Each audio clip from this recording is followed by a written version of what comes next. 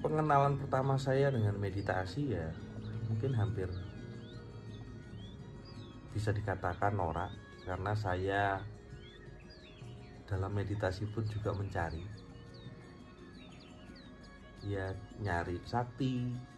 Dalam lelaku dulu ya nyari sakti, ternyata nggak sakti, malah kurus 19 kilo, turunnya ekstrim. Terus nyari kaya, ternyata kayanya itu kaya materi waktu itu pengennya gitu, ternyata kok enggak juga, tapi kok malah tenang, nggak punya apa-apa gitu, malah damai. Lalu kemudian saya nyari tenang dalam meditasi ini, nyari tenang gitu loh. Tenang nggak ketemu, malah pertanyaan malah banyak. Jadi ya saya pernah katrok dan norak gitu. Dan semoga saya aja gitu, yang lain nggak usah.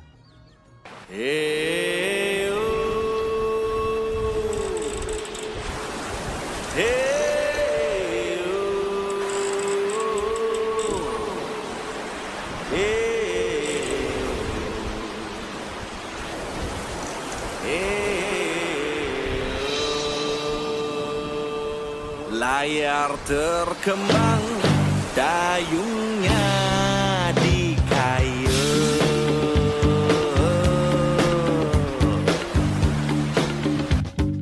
Rahayu, apa kabar semuanya? Semoga kita semua selalu sehat, selalu beroleh apapun yang terbaik, dan selalu ada di dalam keselamatan. Selamat menjalani waktu masing-masing. Nama saya Anda, saya banyak dipanggil dengan nama Anda. Nama lengkap saya itu panjang sekali, dan tidak ada anda-andanya. Saya lahir di Malang, dan kemudian saya merantau ke Bandung, sampai akhirnya saya banyak berkarya dan sekarang hidup di Jakarta. Tapi kebetulan sekarang saya ada di Yogyakarta. Dari sejak 2005 itu ada di dunia seni. Saya punya ketertarikan yang sangat kepada kesenian, terutama yang berbau lokal dan tradisi, budaya lokal. Itu dari kecil sebenarnya. Saya sebagai penyanyi profesional sampai 2013, sampai pada akhirnya saya memilih banyak di belakang panggung sebagai pencipta lagu, komposer, dan juga vokal director untuk beberapa lagu soundtrack dan juga beberapa big song dari film-film yang kemudian masuk ke Indonesia dan dilokalkan. Kesibukan lain saya adalah saya seorang kapiten. Saya mengelola kebetulan sebuah sanggar budaya, sebuah rumah budaya di Jakarta Selatan. Itu adalah tempat saya belajar, wadah untuk saya bisa belajar, mengenal banyak orang, mengenal banyak hal dengan cara yang tidak kaku dan sangat menyenangkan. Karena saya sendiri senang sekali belajar, tetapi mungkin secara formal itu kok ya gitulah. Jadi saya menciptakan satu ruang saya sendiri, tadinya untuk saya sendiri, dan sepertinya banyak sekali teman-teman yang memang senangnya justru santai, menyenangkan, tidak mengenyangkan gitu. Sedikit tentang Wulang Reh gitu. Wulang Reh itu, saya memilih nama Wulang Reh karena saya suka dengan namanya. Wulang Reh itu nama yang diambil dari sebuah serat gubahan Pakubuwono keempat di Keraton Surakarta, Hadiningrat. Dan Wulang itu artinya piwulangan, pelajaran, pengajaran. Reh itu yang baik atau menuju kesejatian, dengan harapan tempat itu bisa menjadi pelajaran dan tempat belajar banyak orang untuk menuju baik dan menuju kesejatian. Jadi saya ini tuh sedang berusaha setidaknya menjadi orang yang lebih baik. ketika kita banyak dan memang di Wulang Rahe itu banyak mengangkat tentang tradisi lokal. Ada kelas tari Bali, kelas tari Jawa, ada kelas 13 aksara Nusantara, dan juga banyak sekali kegiatan yang lain. Ada tari Dayak juga nanti, dan juga tari-tari lain dari seluruh Nusantara. Juga banyak terjadi nongkrong diskusi tentang kultur dan itu yang akhirnya membuat saya sadar bahwa ternyata bahagia itu tidak bisa sendiri. Dulu pasti kita berpikir, carilah kebahagiaan dalam dirimu. Nah terus nek misalnya wis ketemu, apa diuntal dewi. Kalau sudah bisa ketemu dengan bahagia sendiri, apa akhirnya mau diuntal atau diuntal itu bahasa kasar teman-teman, atau mau dimakan sendiri? Ternyata nggak bisa. Ternyata kebahagiaan itu butuh orang lain. Bukan bahagia namanya kalau tidak dibagi. Oh, pantesan ada seorang bijak dan seorang guru juga waktu itu pernah ngomong ke saya, berbagi, lalu berbahagialah. Walah, maksudnya itu toh.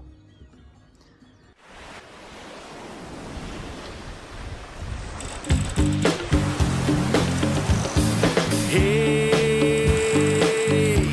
ombak besar tunggu kita di depan.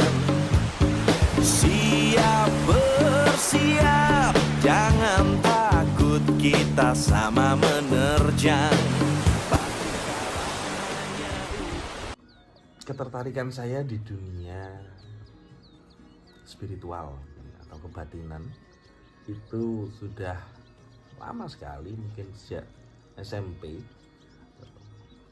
SMP itu saya selalu mencari tentang kedalaman diri, tentang Tuhan, tentang banyak hal lah gitu.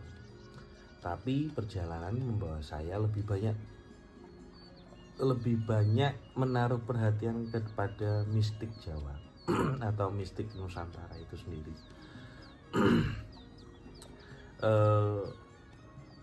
Atau mungkin teman-teman banyak mengenal istilah kebatinan. Dan pada prinsipnya kebatinan itu punya tujuan yang sama dengan segala macam kepercayaan yang ada. Mungkin yang kita kenal akhirnya banyak melenceng, tapi ya nggak apa-apa, namanya juga fase. Mungkin kita akan ketemu nanti juga ujung-ujungnya di sana. Saya banyak belajar dan saya bersyukur sekali saya dipertemukan dengan banyak sekali guru-guru, para spiritual, guru-guru baik yang mungkin terlihat ataupun tidak terlihat. Sampai pada akhirnya terakhir sampai detik ini saya bertemu dengan Mas Zaim, seorang sahabat dan juga saya anggap guru saya, yang banyak mengajari saya tentang meditasi, tentang kedalaman batin, tentang pengenalan diri secara lebih mendalam lagi. Dan itu sangat memerdekakan dan sangat, saya sendiri ini sangat personal, saya sendiri merasa sebenarnya itulah lelaku itulah yang sebenarnya ada di dalam banyak sekali tutur-tutur dari leluhur kita tentang kehidupan, bukan justru akhirnya ke arah yang lain, tapi justru masuk ke dalam diri. Pada akhirnya perjalanan membawa saya kepada satu titik di mana akhirnya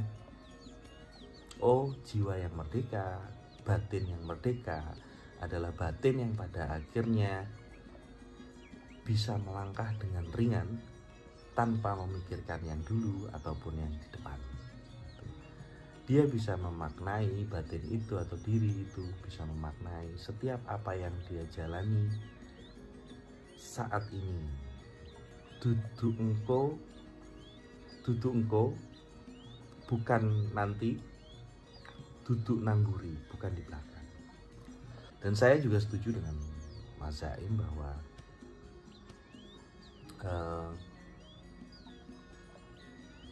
beliau itu lebih banyak mengajarkan tanpa berkata, sampai akhirnya kita sadar bahwa oh iya ya, kita itu tidak akan bisa berdamai dengan diri kita selama masih ada judgement di dalam diri kita, selama masih ada penghakiman baik itu kepada orang lain atau bahkan ke diri kita sendiri. Dan itu ternyata perjalanan yang sangat menarik sekali. Kita itu hidup itu ternyata hanya mencari kedamaian, tapi ketika dicari kok tidak ada ternyata. Jadi menemukan kembali damai kita yang sudah hilang. Saya berharap secara pribadi itu teman-teman bisa mencari apapun hal yang bisa mendamaikan diri kita sendiri. Alangkah naiknya ketika kita berusaha untuk mendamaikan banyak orang, tapi ternyata diri kita sendiri belum. Dan semakin kesini, semakin saya bisa mengerti bahwa ketika kita sudah siap hidup di dunia ini, procot lahir dari ibu kita masing-masing, kita juga sudah disuguhkan dengan segala macam perbedaan yang ada. Kalau mau nyari beda, itu ya nggak usah dicari, juga sudah beda. Tapi samanya kita di mana? Ternyata kita adalah sama-sama manusia. Bedanya, tidak semua manusia memanusiakan manusia. Mari kita bersama-sama memanusiakan manusia itu sendiri. Itu sih mungkin yang sharing nggak jelas. Pokoknya ini jangan serius-serius, soalnya arahnya nggak jelas. Saya tidak bisa terstruktur gitu ngomongnya, sama kayak rambutku bergelombang.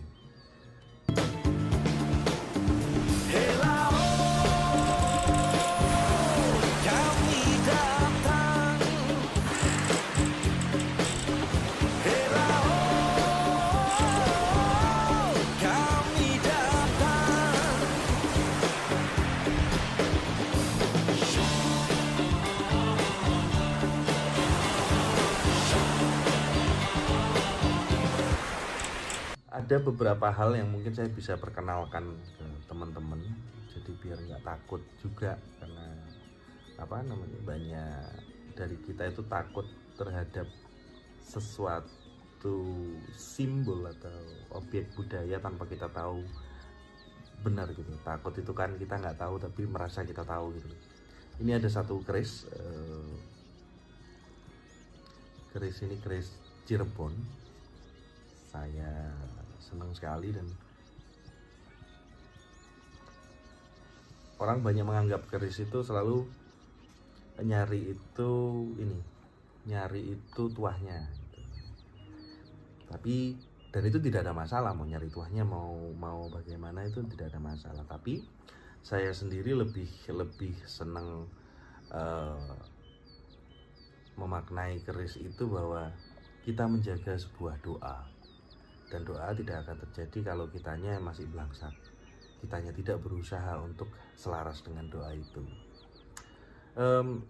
Ini adalah jalak ngore, dengan nama dapurnya itu adalah jalak ngore, dengan dengan satu buntut yang menarik. Dan pamornya ini ketika review keris aku gitu. Pamornya ini pedaringan kebak. Di pedaringan kebak itu artinya peti beras yang penuh. Kita masukkan dulu. Nah, ngapain ya itu? orang-orang kita itu memaknai sampai ada pamor namanya peti beras yang penuh berdaringan kebak, nama dapur kerisnya jalak ngore, jalak yang ngore, yang ceria gitu loh. Sampai pada akhirnya hal-hal ini itu sebenarnya sebagai sebuah petuah kita bisa menangkap yang leluhur-leluhur kita itu sematkan, atau doa-doa yang disematkan untuk membuat kita itu lebih jejak dalam langkah, jejak ajek atau mantap, bukan mantap, mantap tuh. Daringan kebak itu selalu diidentikan dengan angsar kerejekian. Tapi entah kenapa kok jadi rezekinya itu seakan-akan duniawi sekali. Peti beras yang penuh. Ya gimana kita mau penuh kalau kita tidak memenuhi juga peti beras yang lain? Itu yang saya dapatkan, bahwa bagaimana kamu mau kaya penuh, bagaimana kamu mau penuh kalau kamu tidak mau berbagi penuhmu itu kepada orang lain. Hal-hal ini yang mungkin sedikit hilang dari kita, karena kita selalu terjebak di sesuatu yang instan, padahal semuanya itu butuh proses. Dan mungkin sesuatu yang instan itu yang membuat kita juga akhirnya terjebak mencari satu pelarian. Dan ketika dihubungkan dengan meditasi itu, orang itu mau meditasi itu ternyata tidak mencari apa-apa selain hanya mengistirahatkan diri. Jadi lah suruh diem kok malah nyari. Itu kalau misalnya bahasa aku sama Mas Zaim, kita lagi ngobrol, lah wong meneng kok malah golek, diem kok malah nyari apa? Ya malah nggak ada apa-apa. Lalu ada lagi nih yang menarik, itu simbol-simbol dalam kultur Jawa. Ini saya lagi mau ini di Non Sewu. Ini ada satu warangka yang kendit. Jadi kayunya ini kayu timoho, Gayaman Solo, kendit. Kenditono pikirmu, ikatlah pikirmu. Angsarnya atau tuahnya itu banyak dipercaya sebagai untuk menolak bala yang ada di sekitar kita. Lah iya, kalau kita sudah bisa menjaga ini dan ini kita, gimana akhirnya bala atau segala macam bencana mau deket, kita sudah bisa akhirnya berdamai dan menjaga diri kita sendiri, setidaknya menjaga hati dan menjaga ini adalah jalak nguwuh, tanggungnya Tuban, dan ini sangat kompleks sekali sebenarnya. Nggak jelas ya. Pamornya itu largangsir itu seperti sayapnya jangkrik yang gede itu teman-teman. Jadi largangsir senebet winengku, ada wengkonnya, jadi ada bingkai. Winengku itu berbingkai. Largangsir itu di era Kanjeng Sunan Kalijogo dimaknai sebagai gelar agemaning siro, atau lepaslah semua bajumu. Jangan mudo, jangan telanjang, tapi lebih tepatnya bahwa setiap apa yang kita punya ini ternyata nanti tidak akan berfungsi apapun, dan setiap yang ada di dunia ini itu ternyata tidak permanen. Semangatnya sama dengan apa yang sudah diajarkan oleh Mas Zaim, bahwa tidak ada yang kekal di dalam dunia ini. Jadi semua harta, jabatan, dan kawan-kawan itu hanya sesuatu yang sementara. Kita membutuhkan itu untuk sebagai bekal hidup, tapi ternyata itu hanya sementara. Itu yang mungkin ada beberapa hal yang saya coba bisa sharing yang saya tahu, yang selebihnya aku yang nggak tahu. Semoga semua makhluk berbahagia, semoga kita semuanya juga selalu berbahagia, dan semoga kita semuanya selalu beroleh yang terbaik. Semoga kalau pas di Jakarta Selatan mampir ke Omah Mulang Reh. Kalau pengen tahu kabar-kabar terbaru bisa ke Instagramnya Omah Mulang Reh. Dan ya, suatu saat kita semoga bisa bertemu bersama-sama.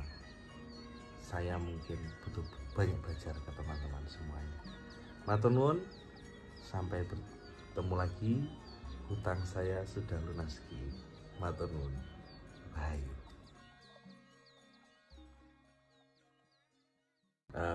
Dan video ini adalah video pelunasan hutang saya kepada Ki Ananda, karena beliau sudah minta, saya sudah mengiyakan, cuman sayanya yang bingung sebenarnya mau ngomong apa gitu. Karena rasanya kok saya tidak pantas, belum pantas untuk ngomong yang berat-berat. Jadi karena saya tidak bisa ngomong yang berat-berat, biarkan saya ngomong yang ringan-ringan saja, dari yang saya alami saja.